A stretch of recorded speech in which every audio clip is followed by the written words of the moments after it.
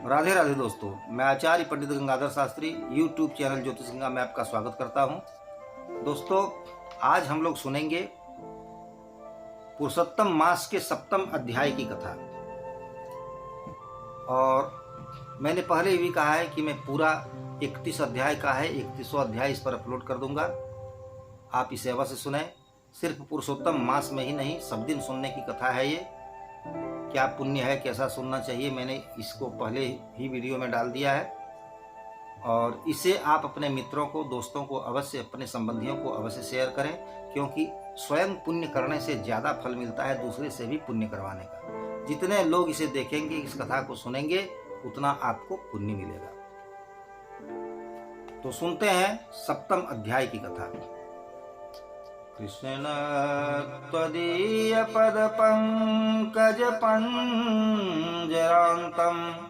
अद्यैव मे विशतु मानस राजहंस प्राण प्रयाण समये कफवात पित्ते कंठावरोधन विधौ स्मरणम् कुतस्ते। नारायणं नमस्कृत्यं नरं चैव नरोत्तमं देवीं सरस्वतीं व्यास ततो जयमुदीरयेत्। अज्ञानतिमिरान्धस्य ज्ञानाञ्जनशलाकया चक्षुरुन्मीलितं येन तस्मै श्रीगुरवे नमः। बोलिए विष्णु भगवान की जय, पुरुषोत्तम भगवान की जय, श्री कृष्णचंद्र भगवान की जय। अर्थकथा 7वाध्याय। सुत उवाच भवद्भिर्यः कृतः प्रश्नस्तमचीकरदासुगः अदुत्तरमुवाचेस्तस्तद्वदामि तपोधनः। नारद उवाच विस्तरस्रवसी मौनमास्थिते सन्निवेद्य परदुःखं पारं किंचकार पुरुषोत्तमः परस्तद्वदस्व बदरीपतेऽधुना। श्रीनारायण उवाच गोलोकनाथो यदुवाच विष्णु गोलोकनाथो यदुवाच विष्णु तदेव गुह्यं कथयामि वत्स। वाच्यं सुभक्ताय सदास्तिकाय शुश्रूषवे दम्भविवर्जिताय सुखसुकीर्तिकृतपुण्यकरं यशस्यं शतपुत्रदं वश्यकरं च राज्ञां दारिद्र्यदाग्निरनल्पपुण्यः श्राव्यं तथा कार्यमनन्तभक्त्या। सुत जी ने कहा कि हे तपस्वियों, आप लोगों ने जो प्रश्न किया है, यही प्रश्न नारद जी ने ऋषि प्रवर नारायण से किया था, और नारायण ने जो उत्तर दिया था वही उत्तर हम आप लोगों को बतलाते हैं।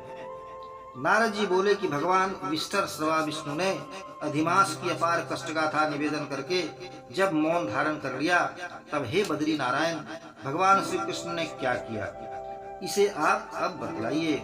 श्री नारायण कहने लगे कि हे वत्स नारद, गोलोकनाथ श्री कृष्ण जी ने भगवान विष्णु से जो कहा वह अत्यंत गुप्त है, किंतु सद्भक्त, सज्जन, आस्तिक, ढोंग रहित, शुश्रूषा करने वाले व्यक्ति से कह देना चाहिए। इसलिए उस गुप्त रहस्य को मैं बतला रहा हूँ।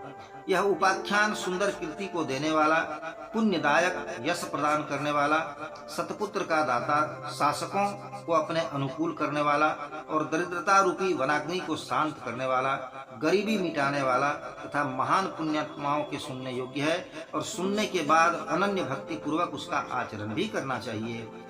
श्री पुरुषोत्तम ने कहा कि हे विष्णु, यह आपने बड़ा अच्छा किया जो मलमास का हाथ पकड़कर यहाँ ले आए। इससे आपकी संसार में बड़ी कीर्ति फैलेगी। आपने जो इस जीव को अंगीकार कर लिया, तो मैंने भी इसे अपना लिया, अतः अपने समान ही मैं इसे भी सर्वोपरि करूंगा। गुणों से, कीर्ति से, प्रभाव से, षड ऐश्वर्य से, पराक्रम से, भक्तों को बर प्रदान करने से, और भी मैंने मुझ में जितने गुण हैं, उनसे जिस प्रकार मैं विश्व में पुरुषोत्तम नाम से विख्यात हूँ, उसी प्रकार यह मलमास भी भूतल पर पुरुषोत्तम नाम से प्रसिद्ध होगा। हे जनार्दन, वह नाम भी आपकी संतुष्टि के लिए आज इसे मैंने दे दिया। हे मधुसूदन, आज से मैं इस अधिमास का स्वामी भी हो गया। इसका पुरुषोत्तम नाम पड़ जाने से समस्त विश्व पावन हो जाएगा। मेरे सदृश होकर यह अधिमास अब सब महीनों का अधिपति होगा और यह अधिमास आज से जगत पूज्य और विश्वबंदी होगा। जो लोग इसकी पूजा व्रत आराधना करेंगे उनके सब क्लेशों और दरिद्रता का नाश हो जाएगा। 12 महीने सकाम है, परंतु मैंने इसे निष्काम कर दिया। जिस प्रकार मैं समस्त प्राणियों का मोक्षदाता हूँ, वैसे ही इसे भी मैंने सब जनता का मुक्तिदायक कर दिया। जो व्यक्ति निष्काम भावना से अथवा सकाम भावना से इस अधिमास की आराधना करेंगे, उनके सभी कर्म भस्मीभूत हो जाएंगे और उन्हें हमारे गोलोक की प्राप्ति होगी।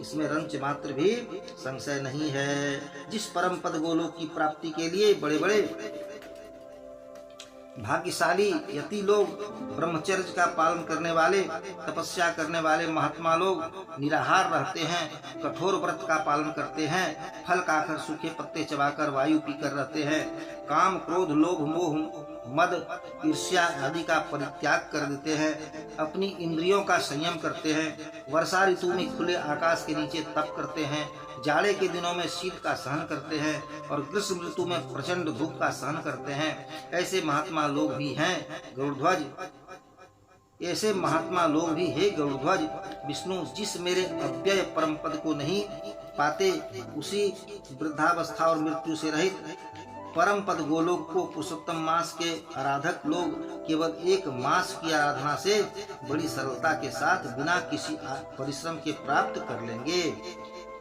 अधिमास का यह व्रत समस्त साधनाओं में श्रेष्ठ साधन है। संपूर्ण धर्म अर्थ काम मोक्ष का सिद्धिदाता है। इसलिए पुरुषोत्तम मास का अवश्य सेवन करना चाहिए।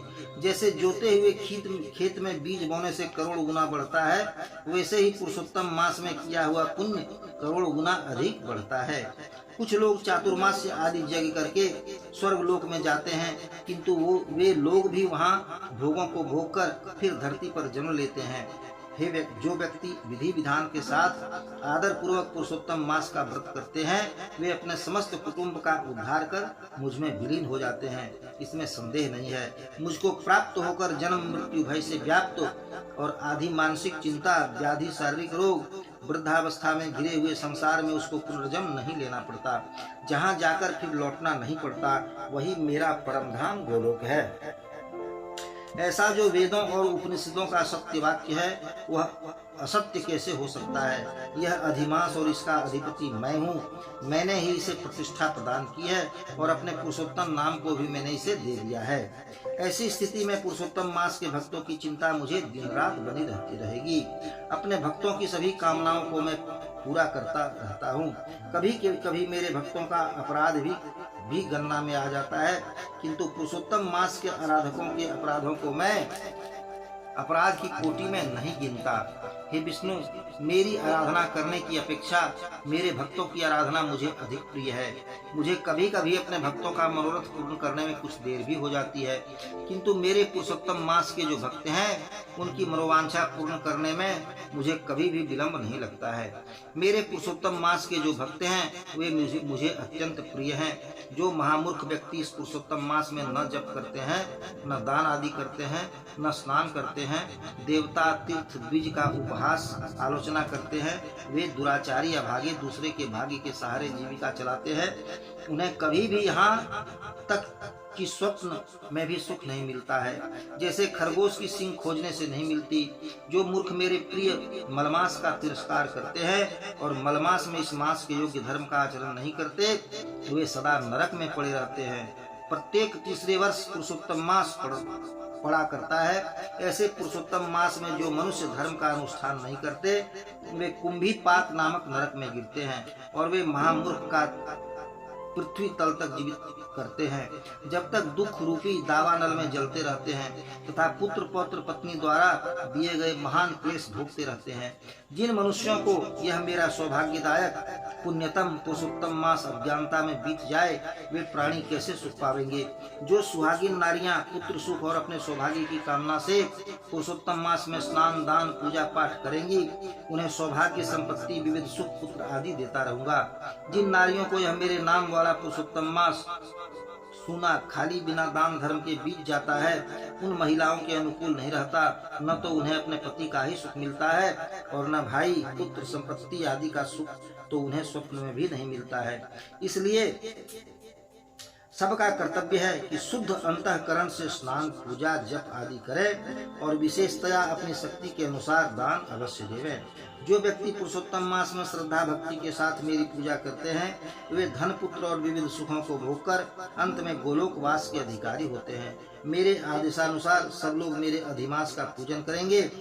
मैंने इसे सब मासों में श्रेष्ठ बनाया है, इसलिए आप अधिमास की चिंता छोड़कर हे रमारमण इस अतुलनीय पुरुषोत्तम मास को लेकर बैकुंठ में जाइए। श्री नारायण बोले कि भगवान श्री कृष्ण के मुख से रसमयी वाणी सुनकर विष्णु के प्रमोद का पारावार न रहा और वे इस मलमास को साथ लेकर और नवीन मेघ के समान कांतिशाली भगवान श्याम सुंदर को प्रणाम कर शीघ्र गरुड़ पर आरूढ़ हो बैकुंठ की ओर चले। श्री बृहन्नारदी पुराणे पुरुषोत्तम मास महात्म्ये श्री नारायण नारद संवादे अधिमासस्यर्य प्राप्तिर्नाम सप्तमः। प्रेम से बोलिए श्री कृष्णचंद्र भगवान की जय, विष्णु भगवान की जय। दोस्तों, यहाँ सप्तम अध्याय पूरा होता है। यह अब मैं फिर दूसरे वीडियो में इसका अष्टम अध्याय डाल दूंगा। आप इसे अवश्य सुनें और पुण्य के भागी बने।